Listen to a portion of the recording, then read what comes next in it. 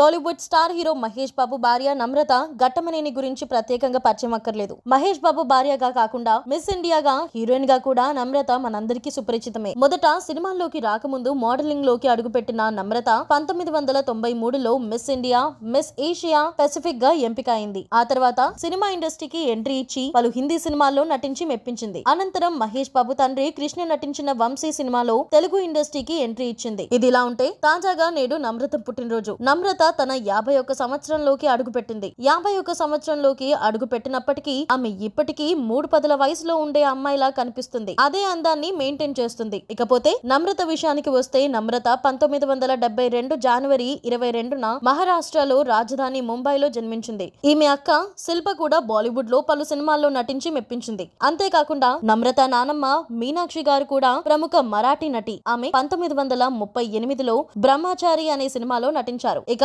నానమ్మ వారసత్వంలో శిల్ప, నమ్రతలు హీరోయిన్ గా సినిమా ఇండస్ట్రీలోకి ఎంట్రీ ఇచ్చారు. అలా నమ్రత ఫ్యామిలీకి కేవలం ఆమె మాత్రమే కాకుండా ఆమె అక్క కూడా, తన నానమ్మ కూడా ప్రముఖ హీరోయిన్లే. ఇకపోతే నమ్రత మహేష్ బాబు వంశీ సినిమా సమయంలో ఒకరినొకరు ఇష్టపడటంతో పాటు ఆ తర్వాత కొంతకాలం పాటు డేటింగ్ చేసి ఆ తర్వాత 2005 ఫిబ్రవరి 10న ముంబైలో ప్రముఖ హోటల్లో వివాహం జరిగింది. ఇక పెళ్లి తర్వాత మహేష్ బాబు కెరియర్ బాగా ఊపందుకుందని చెప్పుకోవచ్చు. అంతేకాకుండా ఇప్పటికే మహేష్ బాబుకు సంబంధించిన కొన్ని పనులను శిల్ప దగ్గరుండి చూసుకుంటుందట.